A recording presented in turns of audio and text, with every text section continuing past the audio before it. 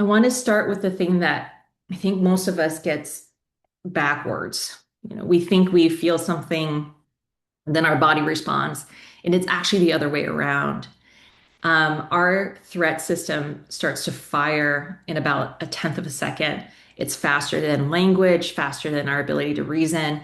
And long before this thinking part of our brain has any idea of what just happened, um, many things are happening in the background, right? So this means that by the time we start to think about the email, the comment that was made to us, the headline, the look on someone's face, your body has already made a move. Whether it's feeling like your chest is tightened up, whether your breath is starting to be more shallow, whether we're just like, shoulders up, um, all of that, right? Then comes the mind, right? The mind does what the mind does. And so the mind starts to write these stories to explain the state that you're already in. And so here's why I think the topic we are covering today is so incredibly important and valuable, so much right now for all of us, including myself. We know that we are living in a moment that is really designed to keep that system switched on with the news, with the algorithms, with a lot of unknowns, a lot of uncertainties.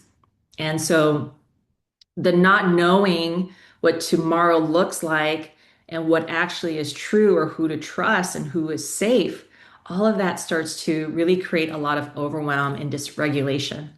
And so most of us, including myself, right, can catch ourselves in this, walking around with this low hum of activation um, that just doesn't turn off.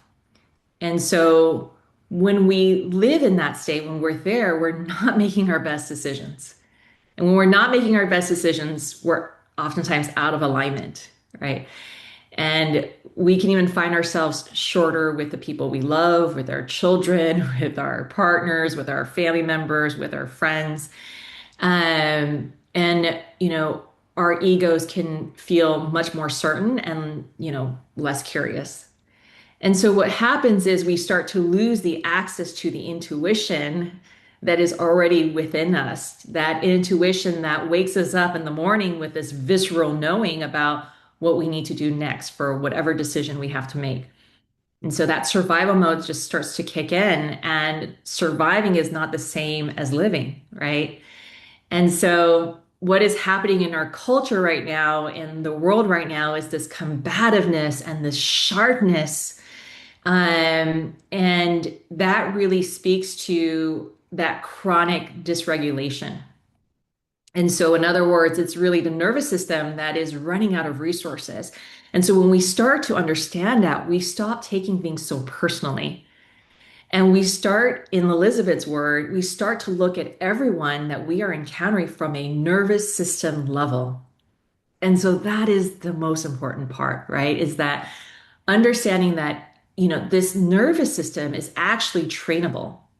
And so our capacity to feel what's happening inside our body, in our heart, in our breath, in the tension that we're holding, right? It's a skill and that can be strengthened.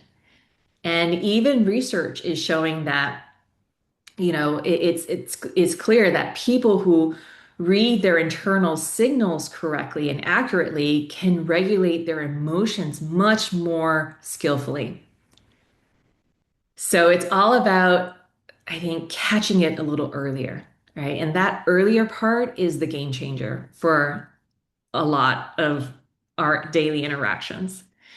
And that earlier is the difference between noticing that swell and being 3 sentences into saying something that we're going to regret and that potentially can leave more harm and damage than we intended it to be. And so this is why we are gathering here today to really understand one of the key foundational tools that is, I would say, the impetus to unlocking much more in our lives. So many of you here are also working with the medicine, whether you're microdosing, you're doing ceremonial work, or other different modalities to really open yourself and connect back to your higher consciousness. And what I've watched over and over again in myself and even the people that I serve is that the medicine is here to help support the opening. It helps us bring us above the fog for a moment. But it's not a once and done. And it's not that, you do this thing and you're just completely healed. And so what we often say here at Psychable is that the preparation is the 10%, the medicine work is the 30%, and the integration is the 60%. And the integration is really where that reality starts to set in, right? And it's an opportunity that keeps presenting itself, asking us to stay in that discomfort, that pain, that sensation, instead of what? Disconnecting, leaving our body, especially when that feels like the easiest thing to do. So without a nervous system that can hold it, the opening starts to close and the old patterning, the default mode network starts to kick right back in. And so while the medicine can momentarily help us come up and see things clearly, often for some of us for the first time, and also provide an opportunity to see and support us in resolving old, unhealed, unconscious trauma, it's really about learning how to stay in our body and resourcing it with these foundational principles, such as the nervous system. And that is how we can continue to have these longer lasting results. And so, this is why I invited Elisabeth Kristof today as our special guest. And so, what I love to do is now introduction of Elisabeth before we invite her on the stage. And Elisabeth Kristof is an expert in applied neurology and somatic practices with a specialty in trauma resolution.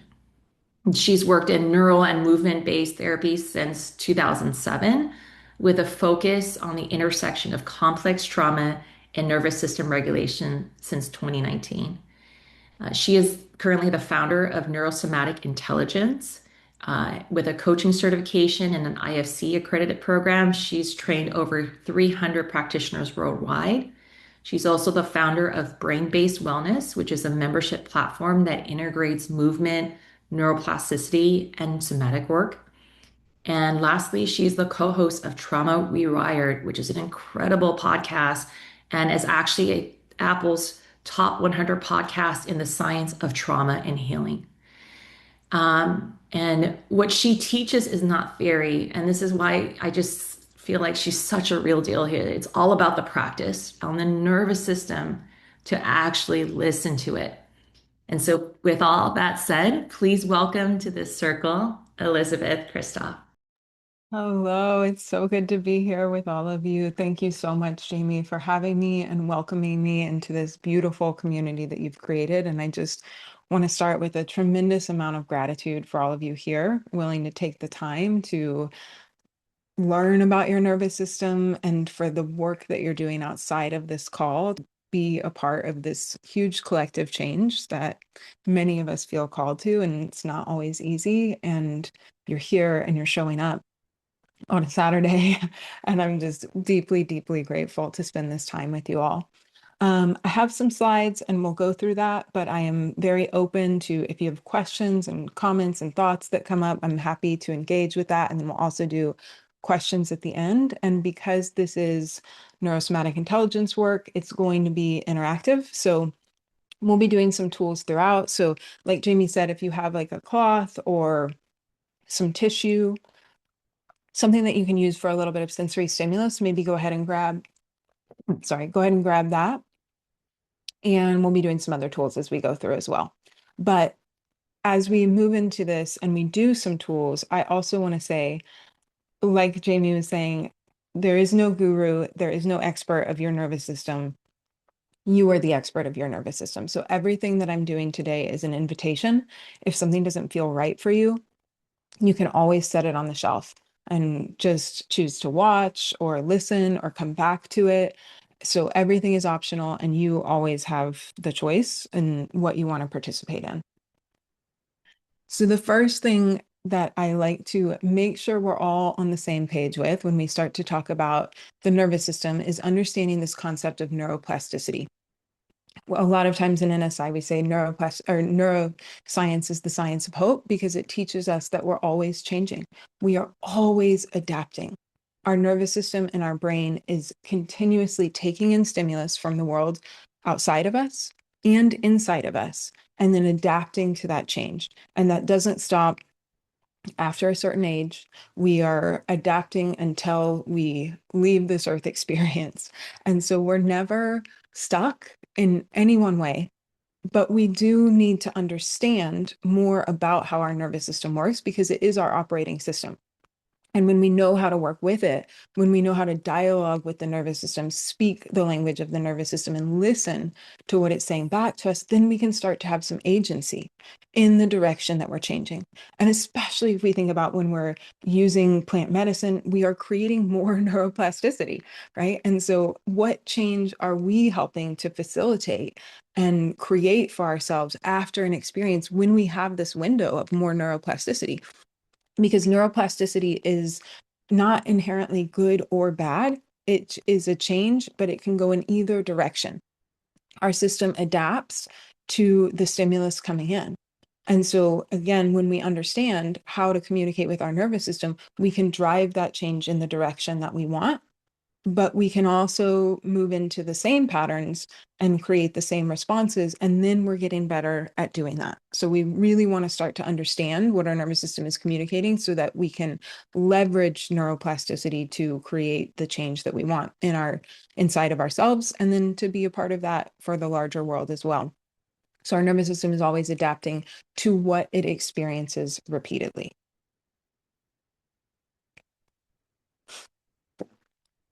When we think about the nervous system from a neurosomatic perspective, we have this very simplified model of the nervous system that is it's a little overly simplified, but it's very, very useful into beginning to understand how we can start to create change. So we look at the nervous system as taking an input from the world around us and inside of us.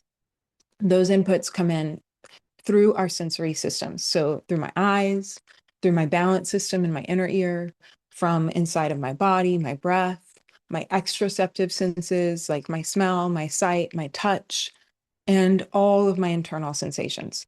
Right? This information is coming into my nervous system, my brain, and my body every single second of the day. And then all of that is fed up to my brain where it interprets it and it asks some really important questions. First off, it asks, am I safe or in danger? What does this situation require metabolically, energetically, movement wise, socially? How should I respond? And what prediction do I make about this? And this is all happening lightning quick below the level of our consciousness. So we're taking in all this information. Many different networks in our brain are integrating and interpreting that information. And then we generate an output. And the outputs are everything that you experience. It's your vocal tone, it's your movement patterns, it's your emotional reactions and your emotional experiences. It's the way we respond in relationship. It's our physical outputs like pain or migraine. It's our ability to have good range of motion. It's our ability to breathe with better efficiency, right? All of that is the output from what the nervous system, the brain, and the body have interpreted. And then those outputs become the new inputs. Right? So it's this constant loop that's happening: input, interpretation, output. And so if we can start to think about this a little bit differently, and instead of trying to just change the output, I want to behave differently. I want to act differently in my relationships. I don't want to sit there and social media scroll after a big event. Instead of cognitively trying to override the output, can I find a different place in this cycle to begin to interrupt? Can I change the input? Can I change the sensory information that's coming into my nervous system so that my brain can make a new interpretation, and then I can create a new output? And then that output becomes the input and we go around again. So rather than trying to think or force ourselves into being different, we're starting to work at the sensory level to create new inputs. Then we get new interpretation. Then we get some new outputs. So we're always working at the level of our sensory systems. And when we talk about the outputs, you can think of our outputs as occurring on a spectrum from protective to more presence or performance, whatever word you want to use for this. And so our protective outputs can look like anything that's over here on the left side of the spectrum. It could be as big a protective response as one of your F responses, moving into that adaptive, protective response that might be a well-worn path, like moving into a pattern of fawning, of people pleasing, of staying socially safe in that moment. It could be a big sympathetic charge leading you to that internal sense of, I need to get out of this situation, or I need to fight in this situation. Or we could go all the way into a little bit of collapse or shutdown, dissociation, brain fog. You can also experience that as physical pain. You could experience it as fatigue. These are the outputs that come when our nervous system is making the interpretation that something about this situation is exceeding my capacity or is threatening to my survival, whether that's emotionally, socially, or physically. And then the output is being generated.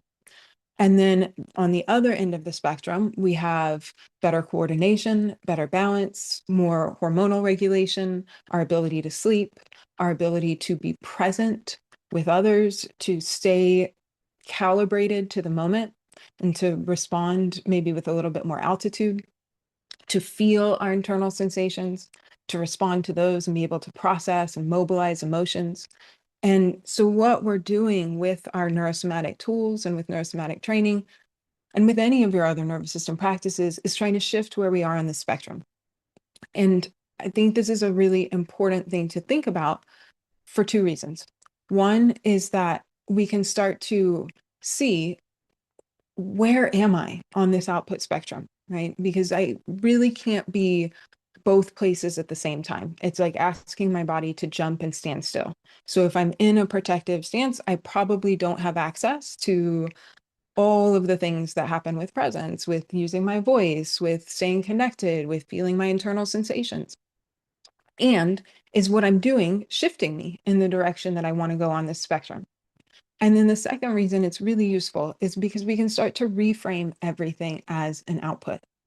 It lends itself to having so much more compassion with ourselves, to looking at our behavior with more altitude and curiosity, and to also, like Jemie was talking about, look at other people's behavior from this lens of the nervous system as what is happening in their brain, body, and nervous system at that subconscious level that is creating this output, right? Everyone's doing the best they can at the level of their nervous system. And these outputs are not conscious decisions.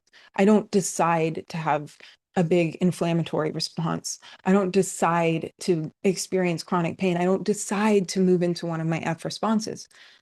These are intelligent, adaptive responses that our system learned through repetition. Maybe that's because of our developmental environment, or just because of the world that we're living in, right? The social media, the divisiveness, all of the chronic stress. These are not things that make for a nervous system that is well resourced. And so we can start to understand, okay, I'm experiencing an output. There's nothing wrong with me. I'm not a bad person for having this output. It is the output. And can I have a little bit more curiosity about what was leading to that output? What were the inputs? How has my brain learned to integrate that information? Nothing makes me happier than when I'm talking to a client or a member on the Brain Based site and they say, you know, this weekend I experienced some outputs that I don't really like, right? Instead of being like the shame about my behavior. Why did I crash again? Why did I scroll? Why did I reach for food or substance or whatever it is? That was an output. And so can I think a little bit differently about how to create some change there rather than feeling like I should just be able to do better? So how do we know what's really helping our nervous system?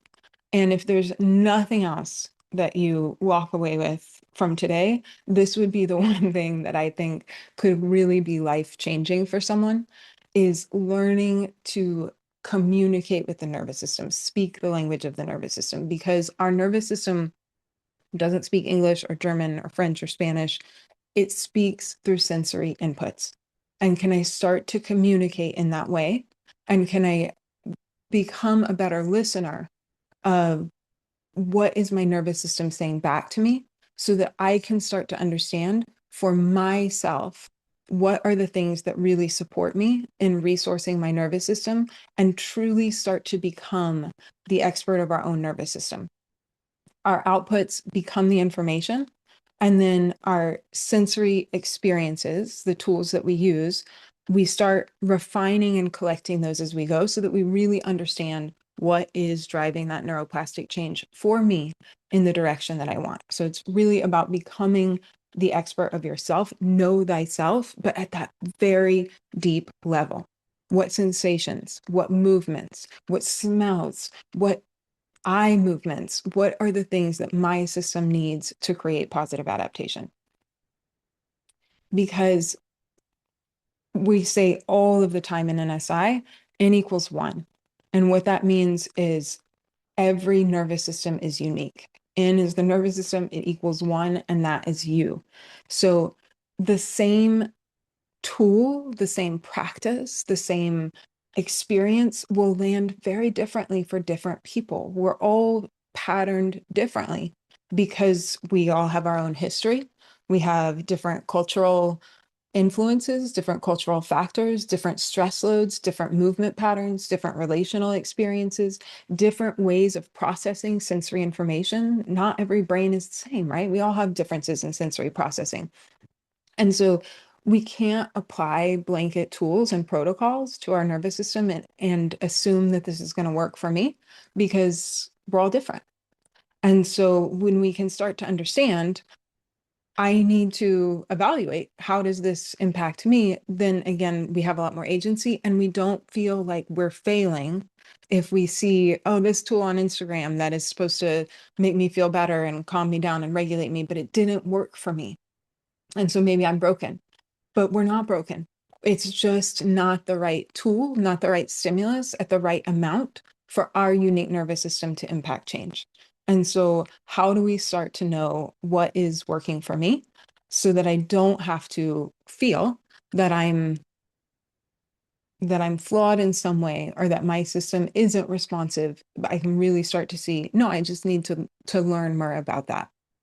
So we practice what's called assess and reassess. So we assess our nervous system state, we apply some sort of sensory stimulus, a tool, a practice, anything that you want, and then we reassess so that we can actually see how our nervous system responds. So we're measuring everything and we're remembering that everything is an output. So what we can use is our assessments. We want to make these as measurable as possible so that we can really start to see change. You could use a range of motion. You could use the efficiency of your breath, and I'll take you through some assessments in a moment so that we can experience this. You could look at your vocal tone. So if my vocal tone drops and I have a little bit of a lower register, it's easier to speak, or I could even do a vocal scale and see, do I have more range, more fluidity? That is an instantaneous change in my nervous system. And I can see, does that improve when I apply the sensory tool? We could even test our visual acuity, our strength, our balance. And again, I'll talk a little bit more about these. But what I want you to understand first is that change at the level of the nervous system is instantaneous. So when I apply some kind of sensory stimulus to my nervous system, the whole system responds. It's always whole body, whole system response, and it is lightning quick. And so we can use these assessments, even though I might be testing a range of motion of my shoulder. If my range of motion improves, that is indicative of a system-wide state shift where my brain is now predicting more safety, so I can have more range of motion because it trusts me to make better quality movement. It's getting information that helps it feel safe navigating the external environment or the internal environment. And now I can have more range of motion and move a little bit out of some bracing patterns or restriction, right? So I'm shifting along the output spectrum. So I'm not just looking at my shoulder or my neck or whatever I'm measuring with my range of motion assessment. I'm looking for a whole system change. Same with our breath or our vision or our strength. All of these shift, but they are telling us about what's happening at a system-wide level. So I want us to practice this so that you can have this experience. So we're going to start with a range of motion test. So I'm going to do my shoulder internal rotation. You can bring your elbow up to about shoulder height. I like to take my hand on my collarbone so that I know I'm not moving my scapula or my shoulder blade. And we want to keep our elbow level the whole time. And then I'm just going to internally rotate my shoulder. And do that just a few times. We always get the question, how do I know I'm not just warming up? So do it a few times and notice what that end range of motion is. And if that is not something that is accessible for you, you could also try just turning your head and noticing your cervical range of motion. And you want to just see what your eyes are looking at. So again, we're making it as measurable as possible. Okay. We'll just do those two for your range of motion now. And you can pick whichever one is going to allow you to maybe notice the most change. And then we're going to do a little sensory stimulus for our hands. So go ahead and grab your cloth. And I'm going to start with my right hand, one hand at a time. And I'm just going to start to map my hand, rubbing it with the object. And if you can, if it feels available, close your eyes and really feel and be present for the sensory experience. If that doesn't feel comfortable, you can keep your eyes open and have a soft gaze, but maybe try to not look at your hand and just feel each of your fingers. Be curious about the sensation. Are there places where I feel more or less? Maybe give the places where you feel a little less, a little extra love. Can we create a picture of our hand in our mind's eye? Our hands are rich with sensory receptors. And what we're doing here is providing a little somatosensory stimulus that helps our brain map where our hand is. So now my brain is getting a clearer map, a clearer picture of where my hand is in space. And that is making prediction a little bit easier and reducing a little bit of threat load most of the time, right? Everybody's nervous system is unique and different. And then relax, take a breath in, take an exhale. And then we're going to reassess that. So elbow comes to the same height, make sure your shoulder blade doesn't move, and reassess your range of motion and notice. So for me, I got a little bit, maybe an inch more range of motion where my hand came down, not an inch in my shoulder. So for me, that would be a supportive reassessment. Something about that stimulus helped my brain to feel my body more clearly, and therefore I could move out of some of the protective responses. And then let's test the other hand as well, because sometimes one side different than the other. So we're going to do the same thing on the left hand and just gently map, feeling your fingers, breathing in, gentle inhale and relaxed exhale. This is my hand. Notice where there's some places where I feel less. Can I help to map that a little more? Maybe there's even a tiny opportunity to lean into a little pleasure. Does something about this feel nice? Pleasure can be very resourcing for our nervous system most of the time. And then relax. Take a breath in, take an exhale, and then reassess that.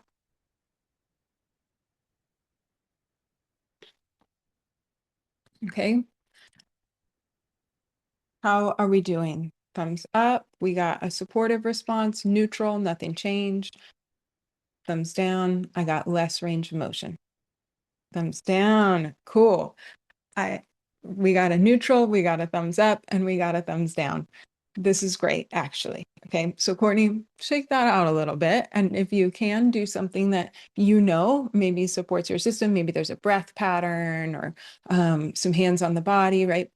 This is one of the perfect example of the same sensory stimulus can affect three different people differently. For one person, this was too much. There was something about this that was pushing us into a little bit more of a protective response. That doesn't mean anything bad. It's information gathering. So as much as we can, looking at that with curiosity and There could be so many reasons why, right? Maybe we have an old injury in our hand and it feels a little bit threatening to reconnect to this area of the body. Maybe it was closing the eyes and that didn't feel comfortable for the system. We took away too much visual information. Maybe it was too long a time of sensory stimulus. Maybe reconnecting to the body is a little bit activating. There's so many different reasons. And that's great information to know, right? I need to find a way to either calibrate this tool. Could I do it a little bit shorter? Could I do it with my eyes open? Maybe I could try a different type of stimulus. Maybe there's something about this particular sensation that my system doesn't like. Maybe I could try vibration or something a little sharper or cool. And we can really start to get curious. What does support my nervous system and what doesn't? If we got a positive response or a supportive response, and I'm trying to move away from positive because it's all just information. If we got a supportive response, that's great. This is a tool that I can use in moments of stress, that I can start to resource my nervous system with some information from my sensory system that helps it to feel safer in my environment. And so I can start to weave this in throughout the day or in moments when I'm feeling a little bit of activation. This is a tool that works well for me. If we didn't get a change, right? If nothing changed, it was neutral, that's also just information. It means there was something about this that was not novel enough. It wasn't enough stimulus to impact change. And so again, we could get curious. Could I try something like vibration? Could I try a little bit more impact to my hands? My nervous system maybe wants a little more stimulus to create a change. And we're just learning. We're being curious about that. And it's always okay too to just say, I'm going to set this tool on the shelf. It's not the one for me. Okay. So this is the process of starting to gather information about our unique nervous system. And then if a range of motion test is not the best test for you, maybe you're hypermobile or the range of motion causes pain. We don't ever want to move into pain. You can feel free to use one of the other assessments, right? We could use our vocal tone, like I talked about. You can use visual acuity. Our vision actually changes very frequently throughout the day based on the state of our nervous system. So you could look at something in the distance that has like small print that's a little bit hard to see. You could apply a tool, look at it again. Did it get clearer? If I started to have clearer vision, or did my peripheral vision expand? Am I taking in more from my environment? These are all signs that that was a supportive tool for you. You could assess your breath. Am I able to breathe into the back of the body and into the sides of the body? Or is my breath more constricted to my upper chest? And if I can create a shift in my breathing patterns with a tool, that's a supportive response. I can breathe more into, I feel more movement in the back of my body. I feel more movement in the right and the left side of my rib cage. I have more mobility in my breath. There's another assessment. You can assess your strength, like grip strength or picking up something, doing a functional movement, and notice if it feels easier, if you have more fluidity, if you have more range of motion, and then you can assess your balance. So there's many things that you can use as an assessment. And as you go through this work, that is part of learning to assess and reassess, is also learning how to attune to yourself. It's learning how to listen to what your nervous system is saying. And you start to develop this relationship where it becomes much more fluid. I know much more quickly if this is something that's supporting my nervous system. And you don't have to just use this with neurosomatic tools. You can apply this throughout your life. Are the practices that I'm doing actually creating a shift in my nervous system that is moving me in a positive direction? Maybe that's with cold exposure. Maybe that's with a particular movement practice. Maybe that's with a form of breath work. Maybe that's with anything that you're doing to support your nervous system, continuously stopping every once in a while and checking to notice how your nervous system responds. Because again, not all the same practices are going to create the same shift for everyone. And I don't want to be doing something just because I heard about it. And I'm actually pushing my nervous system into more dysregulation and adding more stress because this particular sensory experience is not supportive to my system and making a positive adaptation. So start asking, instead of like, what should I do? How is my nervous system responding? And reassessment also gives us this opportunity to notice shifts in our nervous system. Like I said, that is a part of self-attunement. And I want to talk just a little bit about why that's important. We hear a lot about the amygdala, and the amygdala is our threat detector. It's pushing us to have a hyperactive amygdala, and that's great, but it's a not quite accurate of how our amygdala works, right? So first of all, our amygdala is part of a neural network. It works with many other parts of the brain to determine what information is salient, important to my system. What am I paying attention to? It works with the salience network, with our interoceptive system. And it's not just about responding to threat. It's also about responding to novelty and reward and learning. And so if we want to start to create shifts there in, am I in this state where I'm constantly looking for threat signals? Because that is often the case, right? And we are going to be more attuned to that because that's important for our survival. But can I start to also create knowing in my nervous system, repatterning my nervous system to pay attention to what supports me, what creates positive shifts. And then my system will start giving more weight to those signals as well. But it really takes taking the time to notice I did this thing and it was supportive to myself. I had this moment of connection and it was supportive to myself. And I'm training myself to pay attention and to give importance to those moments in time. And then over time, my system is starting to, at a subconscious level, look for that more and give signals of support and regulation and positive adaptation. I'm learning in a different way what my system is paying attention to. And so the more we can reassess and notice these positive shifts in our nervous system, it's a way of working with our salience network, with our amygdala to start to shift what we're always flagging is really important. Okay. So some of the big topics that Jemie was talking about is how do we build a nervous system that can integrate change, right? How do we start to repattern our level of reactivity, our level, the way that we move through the world.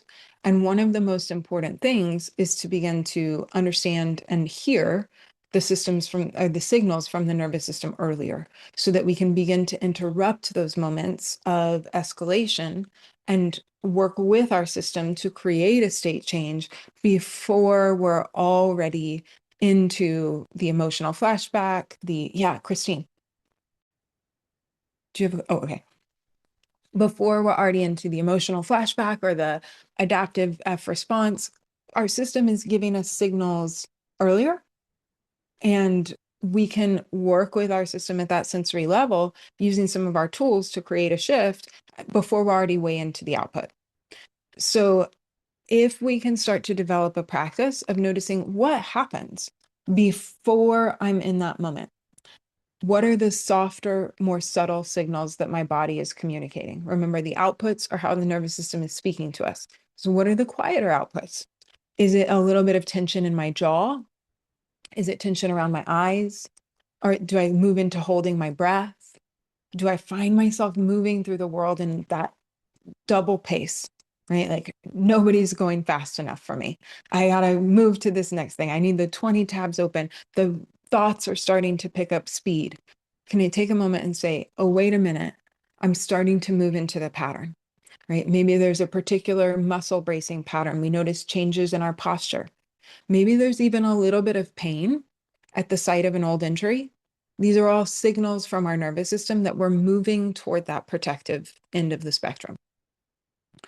And so having a practice of starting to recognize these signals and then in the moment, actually creating a new sensory experience and seeing if those start to shift there. Because again, our nervous system, it learns through experience, not through thoughts. It needs a sensory experience to create a change. And when we start to do this, when we bring our tools in those moments, we're actually helping ourselves cultivate the skill of modulation.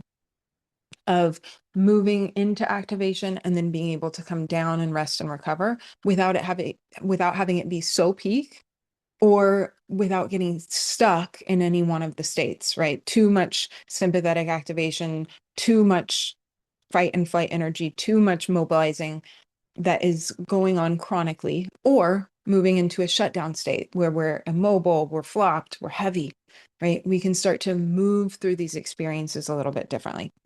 And I know that sometimes it's a big ask to start to feel these signals. We're going to talk a little bit more about self-attunement.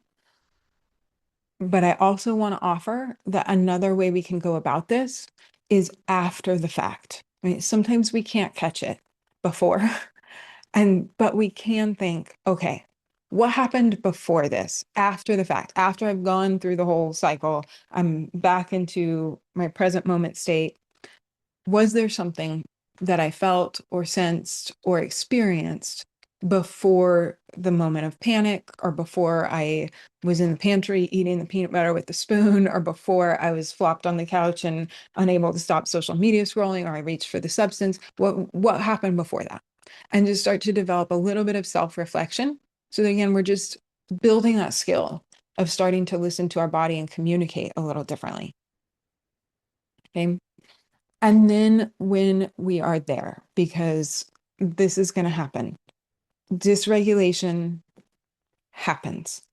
And it is not realistic to think that we will move through this world and not ever experience a big acute protective response again, right? We have relational stress, we have the news and everything that's happening in the world. We see other people experiencing harm. It should be dysregulating. We don't want to move into a nervous system that doesn't have the ability to activate and to move into some of these responses. However, we don't want that to drive our behavior in a way that is out of alignment with the way that we want to show up in the world.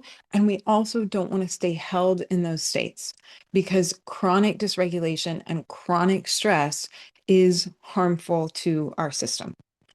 That is one of the reasons that we experience protective outputs, the longer term ones like pain or fatigue. Our system is really intelligent, and it knows that too much stress for too long is dangerous. It leads to inflammation, it leads to disease states in the body, it depletes our metabolic resources. And so our system will do what it can to protect us in that moment and to get us to reduce the amount of stimulus that's coming in. So if I create a little bit of pain, if pain is the output, then I'm going to engage with the world less. I might go lay down in bed, pull the covers over my head, pull the shades down, block out all of the light. And in that moment, that is safer for my system because there is less input coming in.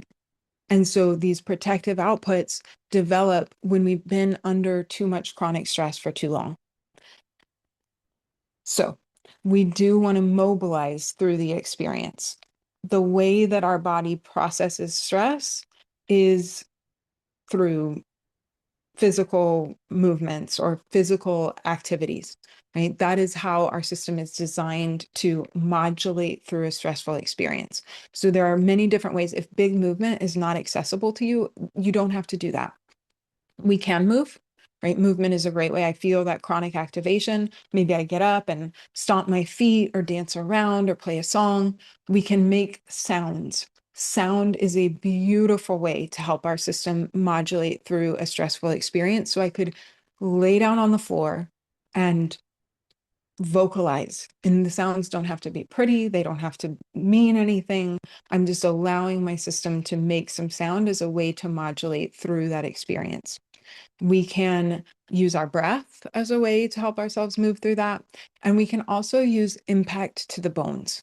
Our bones are actually endocrine organs, and so they help to modulate our stress response. And if you think about it, when we're getting ready to run or to fight, our body is getting ready for impact, right? We're either going to get impact from running or we're going to get impact from being hit. And so one of the ways that our system knows, okay, it's complete, the event is over, we get some impact to the bones. And then from the body up, we're sending a signal. The brain can start allowing us to move through that different signals to the HPA axis to stop producing the adrenaline, to not move into the long-term cortisol. And so we can give ourselves some impact on our bones. So we're going to try another tool now you could do when you're in a moment of stress. So again, go ahead and do another assessment. You could check your shoulder again. You could check your neck. You could check your breath. Okay. And then I'm just going to do a little bit of whole body tapping. So I'm going to start with my legs and so I have loose fists, and I'm just giving some impact to my bones. With both legs. I'm going to get to my pelvis and my low back. Impact to the larger bones that bear weight is really good. So legs, pelvis, spine. I'm going to get my ribs here a little bit as well. And if loose fists don't feel good, you could tap gentler. And I'm going to move to my arms. And I want to make this rhythmical, predictable sensory impact as much as I can.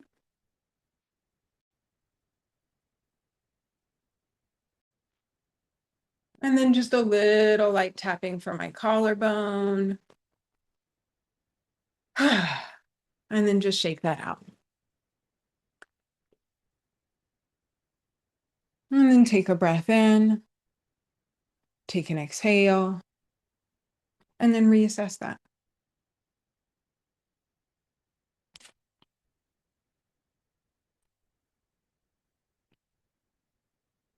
How did our system respond to that? Thumbs up, thumbs down, neutral. We got some, good. We got a bunch of thumbs up. Awesome. This is going to be a great tool that you can keep in those moments. And I see some great questions here. So what if there is tension or ache that is already constantly present, like years of sciatica? So when we're looking at pain as an output, we don't want to say everything is an output, but sometimes that output is being generated because there is an acute injury or something that is happening there at a biomechanical level. It's still, my brain is taking in that information. It's generating the output of pain because it wants me to do something about it, right? Take care of this injury, or maybe reduce your range of motion, or interact with the world a little bit less because there is maybe something biomechanical going on. So we do want to always address that as well. As far as using it as an indicator, so if we have this persistent injury, something chronic pain, with sciatica, I would also suggest like some nerve work, some nerve mobility work, and making sure that our nerves have good conductivity and good mobility. So there's all kinds of ways we can go down that path. But any kind of chronic pain injury, we still want to remember the pain is an output. So we can have a biomechanical injury and not experience pain or the same level of pain because we're not under as much stress. So I might have a herniated disc in my back, or there's many studies looking at people with back injury, but only 40% experience chronic pain and the others do not, because the stress load is not so high in the nervous system. It can adapt to that one particular stressor without needing to generate the same protective output because I have more capacity. However, if I don't have a lot of capacity and I'm under a lot of stress, then that could be what pushes my system into the place where it says, I really need you to stop engaging with the world. I really need you to take down the level of activity. And so we can still look at what is the intensity and the frequency of that output to know what our nervous system is communicating. And if that output starts to increase, I can think maybe there's something I need to do here to resource my system in this moment a little bit better. And if it's a constant output, we can also look for other outputs. Like this one doesn't change that much. So I'm going to try to see if there's another thing I can find that shows up more in moments of stress that I can use to start to communicate with my nervous system that way. And then Jemie says also, we are also constantly co-regulating with people who are dysregulated. So how do we stay regulated when we're surrounded by others who are emotionally overwhelmed, especially when our own reserves are already low and we're naturally open, deeply attuned, and highly sensitive to the energy around us? And this is an amazing topic to dive into because one, I think we'll get into this a little bit more, but we are constantly co-regulating with others. That is it is a huge part of how our nervous systems are wired. And so, again, it is not realistic to expect myself not to respond at a physiological level to someone else's nervous system because that is how we are. That is how we are. It is how our brain, our body, and our nervous system work. But what I can do is I can use my practices and my tools to increase my capacity around these interactions, right? Especially if I'm holding space for others. I need to know that my nervous system is also going to have as much impact as any other intervention that I might do with somebody. It is who I am at the level of my nervous system that is going to be a lot of what's creating the change for them. And that I need to be resourced moving into these interactions. So the more capacity I have in my nervous system, and that can come from daily training, daily working with your nervous system, using the tools that are high payoff for you before these interactions so that I'm setting myself up for moving into this in a more resource state. And then afterwards, I have to make the time to process the stress and the emotions of that. I mean, it's so important because I can't just walk away from that interaction and assume that I can go about the rest of my day. There are things that I need to move through. And so really sandwiching these things with tools, whether it's NSI tools or just things that you know are supportive for your nervous system, walking outside, putting your feet in the earth, feeling the sun, taking a walk, expanding your vision to look out in the distance. What are the things that help your system to recalibrate after something, an intentional practice? Because we are going to always need that. And as we're talking about co-regulation, that is the capacity that I'm talking about that changes our reactivity. So when we are moving through the world already with our stress load really high, we are going to be more reactive. We are going to be more likely to move into our protective responses because our nervous system is less resourced. And that leads to more defensiveness, more self-referential thinking, more rigidity in our self-concept, because that is protective. And I don't have the capacity, I don't have the resources cognitively and emotionally and physically to hold that flexibility. And so part of the reason that I deeply believe it is so important that we all learn how to and make time to care for our nervous system is so that we can have more presence. We can come into interaction in a more present, grounded space where I'm not reacting from patterned predictions of the past.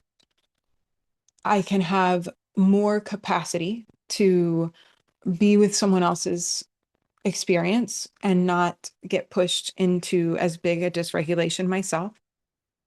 And I am more open to hearing and listening and responding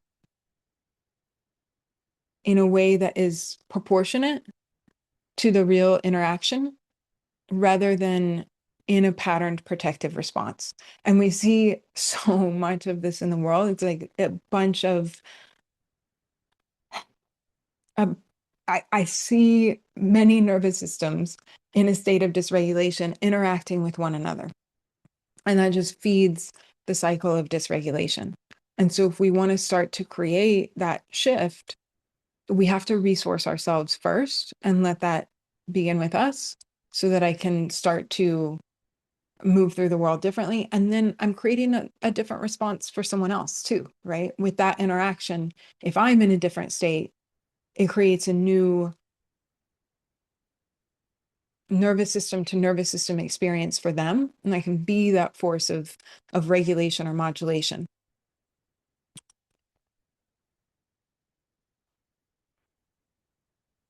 So that we can really become the flexible force, right? So before a difficult conversation, before engaging in social media, before I'm holding space for someone else, before a family gathering, I resource my nervous system first. And that means for me, what that looks like is using my high payoff neurosomatic tools. So like if the bone striking or if the hand sensory stimulus was positive for you, as you learn more and more of these things, these tools, these sensory tools that help support your nervous system, you can resource yourself intentionally before these things. And we talk about it as sandwiching in high payoffs.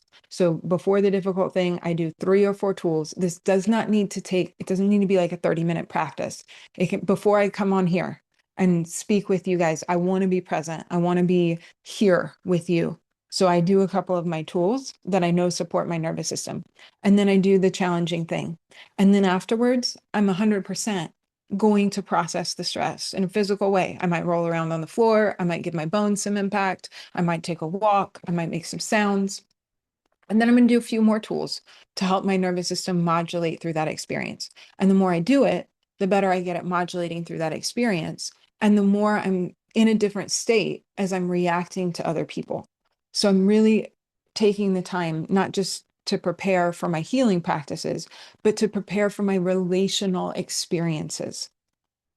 So that I'm carrying this stuff into the world moment by moment, day after day. Maybe I have this big understanding of how I want to show up.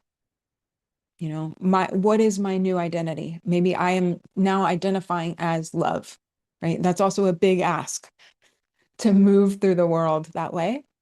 And so to really repattern that, I have to take the action. I have to show up in the relational moments in that new way of being. And I cannot do that in an under-resourced system. It's too big of an ask.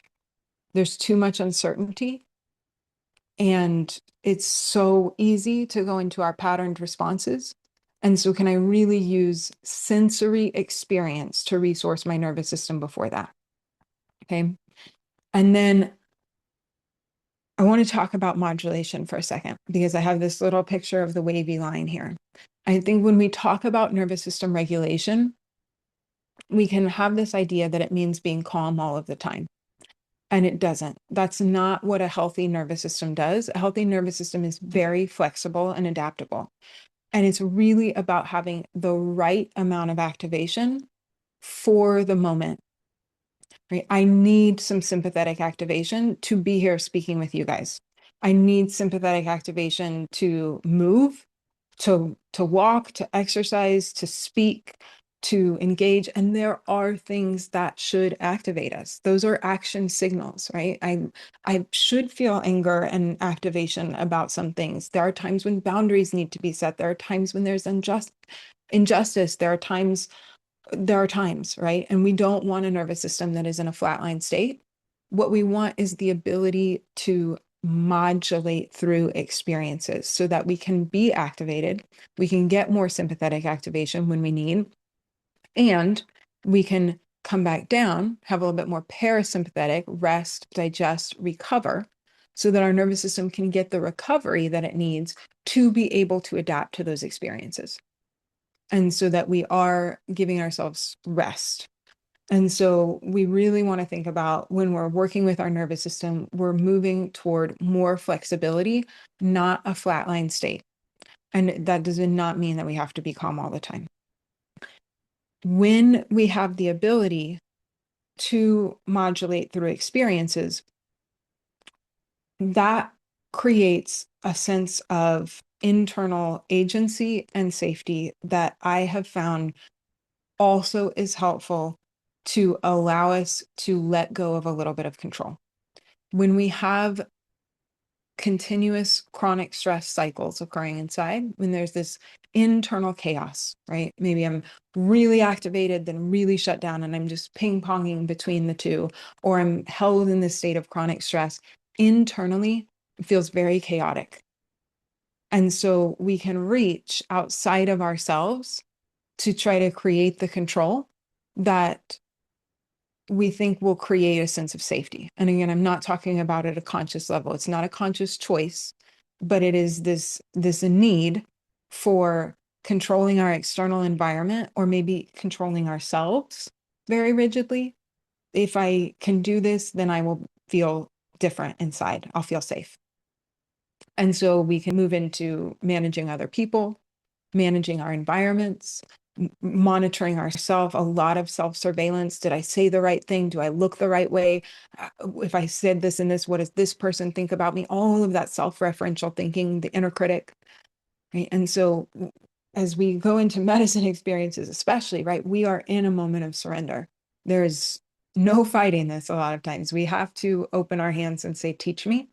But then how do I still bring this into my daily life? And it can sound really good to say, I want to let go and surrender to the flow of life and let the universe teach me. And it's really challenging when it still feels that way inside, right? I can say, it's okay for me to make a mistake, but inside it does not feel okay when I make a mistake. And so as we start to work with our nervous system and create this skill of modulation and have these little moments of feeling attuned to ourselves, then we start to create that internal safety. And from that place, we can begin to open our hands a little bit more. And I know for some people, it's like, I've never felt that. I don't know what that sense of safety feels like. As long as I can remember from in the womb, it was a high stress environment. I think I've been chronically dysregulated my entire life. What do you mean access this feeling of safety, right? So I want to bring us all the way back to the beginning. We are neuroplastic beings. Our nervous system is always adapting and responding to the sensory experiences that we're having. Just because I haven't accessed something yet does not mean that I can't. And sometimes my nervous system just needs one good rep of feeling a state to know that something is possible. And then the more that I do that, the more that I take the time, the more that becomes a place that I can go to, that I can call on. And the more I start to build that through repetition so that I'm creating a shift in being able to access that. So I want to try one more tool. Quick question. Courtney asked, how are you using the term modulation? I'm using the term modulation as a transition between sympathetic and parasympathetic. So think of it like a dial, right? And sometimes my system needs to turn up mobilization. Sympathetic activation is really just mobilization. It is preparing our body to act. And so I'm getting glucose to my brain and to my muscles to create movement. My digestion is going to start to slow down, sensations for like reproductive stuff, because that's not what my body is preparing to do. It's preparing to take action. Big sympathetic activation is a fight or flight response, right? But just some sympathetic activation is movement and interaction with the world. And so there's a spectrum. And then parasympathetic is when my system is dialing down the sympathetic and I'm moving more into a state where my body can recover, where I can digest my food, where I can reproduce, where I can slow my breath down, where I can relax, rest, recover. And so our system, it's not an on-off switch, right? I don't switch from sympathetic to parasympathetic. I'm always kind of modulating between those two. And what does that line look like? Is it like, boom, big sympathetic, drop down into total shutdown and depletion? Or is it more of a wavy, smooth line? And is it matching? Is my level of activation matching the present moment? Or am I here doing this presentation for you all, but inside it feels like I'm running a race, right? Is there a proportionate amount of activation to the real time present moment? And then afterwards, can I recover so that my system can adapt to the stress of whatever I'm doing, right? We don't want no stress because stress is how our system adapts, but we want to be able to recover and adapt to the stress. And we don't want it so much like a traumatic experience that is more, that overwhelms our system and that it is more than we can adapt to. Let me know if that makes sense. Okay. So let's try a little tool, one more tool, so you guys can have some things to walk away with. So assess again. You could assess shoulder, neck, vocal tone, breath. And then we're going to do a little bit of what's called straw breathing. If in later in life you actually have a straw, that's great. I have many, many clients that carry around a little straw. You can use that. For today, we can just purse our lips and blow out like we're blowing candles out on a birthday cake so that we're creating a little bit of resistance for our exhale. So we're going to breathe in through our nose for a count of 2, and we're going to try to breathe out for a count of 8. So we're creating resistance for our exhale and we're elongating the exhale. If that feels like too long, you can shorten it. Breathe out for a count of 4. I really just care that the exhale is longer than the inhale. Okay. So we're going to breathe in through the nose, breathe out through the mouth.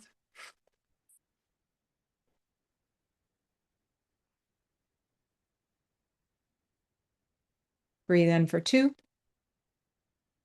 Breathe out for 8, 7, 6, 5, 4, 3, 2, 1. Breathe in for 2.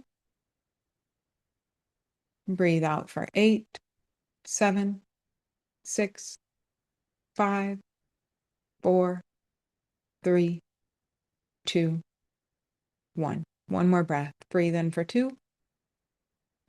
Breathe out for 8, 7, 6, 5, 4, 3, 2, 1. And relax. Take a breath in, take an exhale, and then reassess that. And notice how your system responded. Right? That can be, if that was supportive for you, it can be a great tool. Breath is one of the best ways we can start to help our system modulate to come down out of an activated state by slowing down our exhale. We're getting some vagus nerve stimulus there. We are creating a state shift, perhaps, into more of a parasympathetic state. Now, if we got an unsupportive response, information, right? Maybe I need to do less repetitions. Maybe it's just one breath, or maybe that's not the right tool for me now, and that's okay too. Okay. Okay. One of the last things I want to touch on is that emotional processing is a nervous system skill. And we don't ever want to be using our tools to not experience emotions. This is not about regulating myself out of the emotional experience. This is about resourcing my system so that I can mobilize an emotional experience, so that I can process that through. And so many of us become disconnected from our internal sensations, from our emotional experience, because we're disconnected from our body, right? Dissociation is a very adaptive response when we are repeatedly in sensory experiences that overwhelm our system beyond the capacity to modulate through it and to adapt to that experience, especially if we're a little kiddo and we don't have the option to run or to fight. We can disconnect from those sensations, and that can become a well-worn pathway. Not to mention, we live in a society that is continuously disconnecting us from our bodies. And when we have a peak somatic experience, that is going to be a very deeply powerful interoceptive experience, right? So are we preparing ourselves to be able to feel those internal sensations? And then afterwards, are we integrating by continuing to connect to our internal felt sense? So we have one of our sensory input systems is called interoception. You can just think of that as internal perception. It is how my body sends signals up to my brain. Am I thirsty? Am I hungry? Do I need to go to the bathroom? What's my heart rate, my temperature, right? My brain's taking all that information in. But it is also our emotional sensations. And our emotional experience is constructed from our internal sensations, right? It is, I don't know if you guys have studied at all theory of constructed emotions, but modern neuroscience is really moving away from this idea that there is one experience of grief or one experience of anger. It's very unique to the individual, and it has to do with how we interpret the inputs of our internal sensations and what predictive meaning we make from those sensations. And that creates our emotional experience. So being able to process and move through that, we have to be able to feel and attune to those sensations.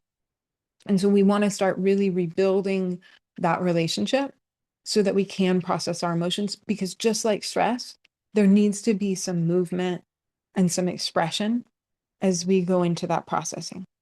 So I want to try one more practice, because when we think about this self-attunement, that is what really opens up the door to emotional expression. And it doesn't need to be big. We can have these very small experiences of feeling, sensing, expressing, attuning to ourselves. And then we can repeat those over time to build that skill, so that we don't have to ask ourselves too much at once, so that we're not pushing into our protective outputs. So we're going to try one more tool that helps us boost our interoceptive signals. And we're going to take just a moment to give ourselves 30 seconds to see if we can feel something inside. And then explore, is there an impulse or a movement that we want to do from that? And then we'll help our system modulate through that using one of the tools that was high payoff or supportive for you. With that said, we're going to drop into the body for a second. If that doesn't feel comfortable for you, you don't have to do it. You always have the option to externally orient, to look around, to take a moment of presence with your breath, right? You get to choose. So if we're up for it, go ahead and do an assessment. And then we're going to do a few tongue circles. So a bunch of cranial nerves innervate the tongue. And this is something that we can use to help boost some of that interoceptive signaling from inside. So we're going to take our tongue over our teeth and under our lips and make some big, slow circles.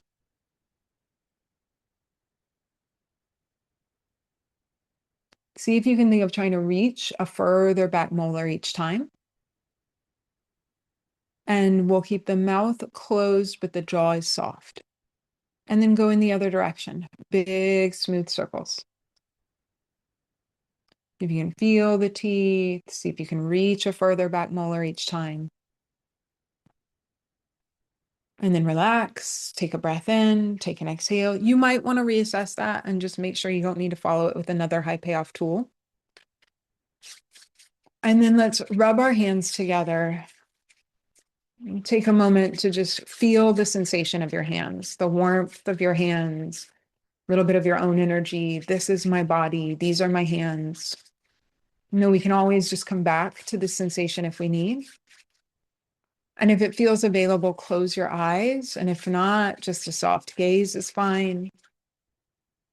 And then put your hands on your body anywhere that feels supportive for you. It could be your chest or your jaw, your forehead, your abdomen. And let's just take a few breaths here, beginning by feeling the air flow in through the nose, out. And then if it feels available, can we follow the breath into the body a little bit more and notice the movement of our rib cage as we breathe in and out.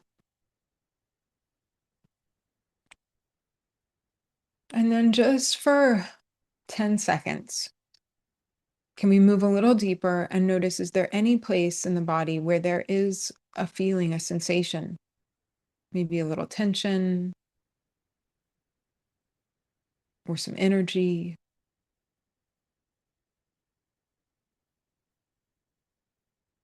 Could we be curious about it? Does it have a color or a texture, a temperature? Trying to stay out of the meaning, out of the judgment. And then maybe dialoguing with the body for a moment. How do you want me to be with you right now? Is there something that wants to be expressed? And noticing, is there an impulse to move or to make a sound? Maybe it's to shake the arms out or take an audible exhale. Ah.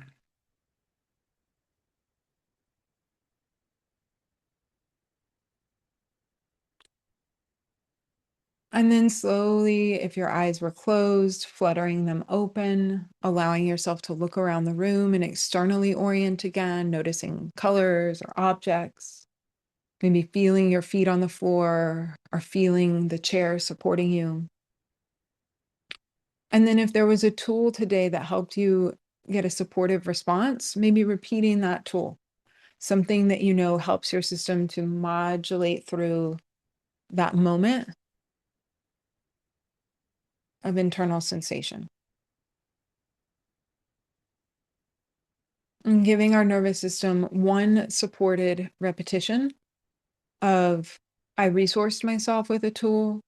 I let myself spend a little bit of present time feeling those sensations. I maybe allowed something to come through. And then I supported myself again with sensory input that is supportive for my system so that we're gradually repatterning. I can feel this. I can move this in little moments at a time throughout the day, or maybe every once in a while. And over time, that skill, emotional processing and self-attunement starts to build.